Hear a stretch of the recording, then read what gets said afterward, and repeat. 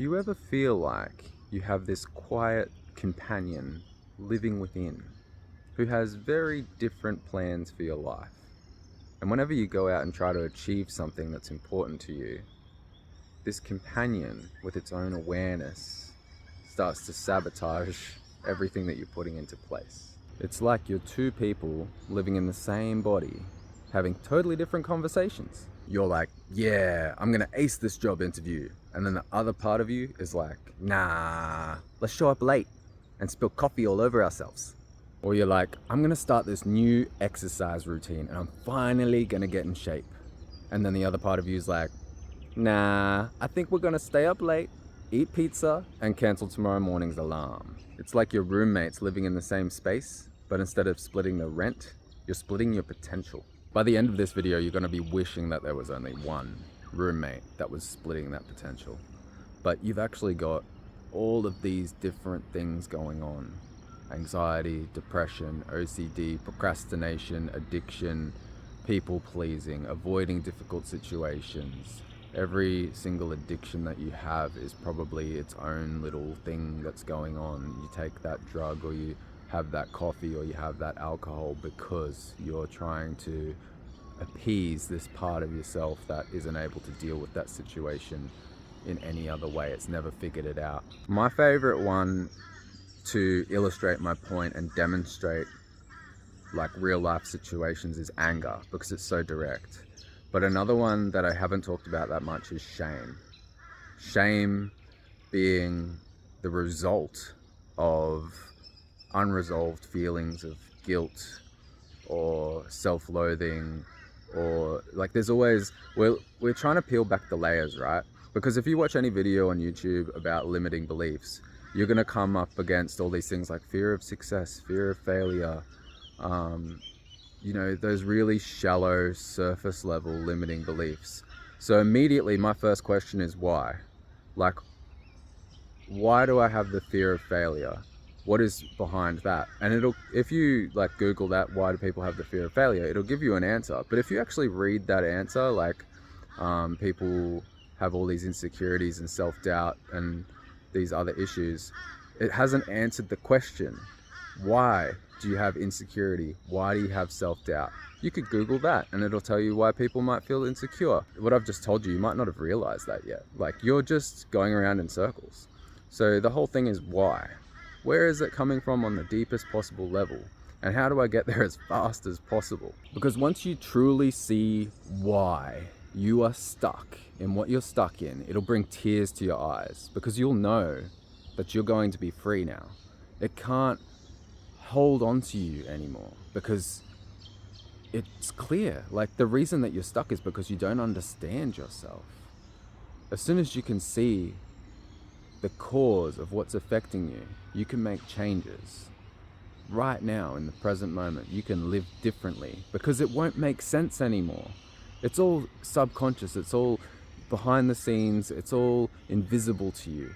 All that you need is that moment of clarity where it all becomes visible. And nobody can do that for you.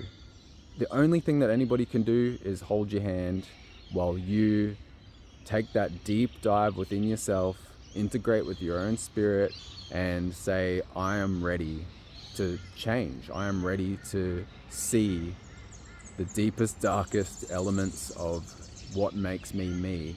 Because I need to look at the construction process so I can dismantle that and create something new. So for each and every issue that you have, you're going to have to do this deep dive again and again. The problem is most people want to do it in a weekend retreat. Just resolve all of it. Resolve me as a person, the last 20, 30, 40, 50, 60, however old you are.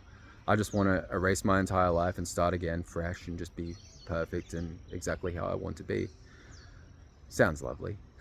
But even the fastest and most efficient healing modalities that I've come across, it's still work. You've got to work with this universe and its laws. You can't leapfrog anything. But in saying that, one thing that you can do to make it a lot more efficient is choose the right issue to focus on first. Like, a lot of people might choose the easy stuff first because that's what they're ready for. That's fine. Maybe it's worth looking at the blocks that are stopping you from looking at your blocks. Because one thing I see all the time is skepticism. Skeptics love to pull everything apart. They'll dismantle the instrument 1,000 times before they actually utilize the thing. They just want to find fault. They want to have discussions. They want to talk themselves around in circles. Generally, I don't have time for that because I know when I talk to somebody within 5 seconds, whether they want to change something right now or if they are still holding on to something familiar and comfortable and safe. I totally acknowledge that if that's where you're at as well. I don't want to push anybody out of that familiar, safe, comfortable place until they're ready because I know that that's just going to create a whole new problem. And I think that's what so many like psychologists and psychiatrists and mental health practitioners do in this day and age. They're re-traumatizing people, forcing people to dive into particular aspects that isn't even the cause of the effect. It's just like one of the layers of the onion, and then just rubbing that onion in your eyes, making you cry. That's why so many everyday people, like yourself perhaps, are constantly being acknowledged for your own empathic or intuitive abilities. It's simply because you're not coming at situations with that therapist mindset where it's your goal and intention to move somebody through their stuff. You are just available as a human being in that moment for somebody else to explore themselves in your presence. You know, it's the ego wants to change things. The ego wants to be the guy that can fix all the problems and save the world. I think I still have aspects of that myself. Like, I want to let that go as much as possible so that I'm never putting my stuff into any situation where somebody else is trying to heal themselves and free themselves on all levels and dimensions.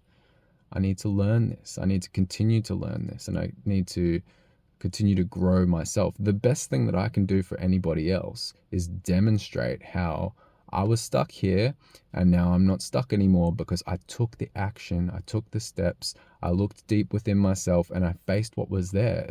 And I can display evidence of that. I can show you the results. I can show you how my life is different. I can show you how my behavior and personality changes over time.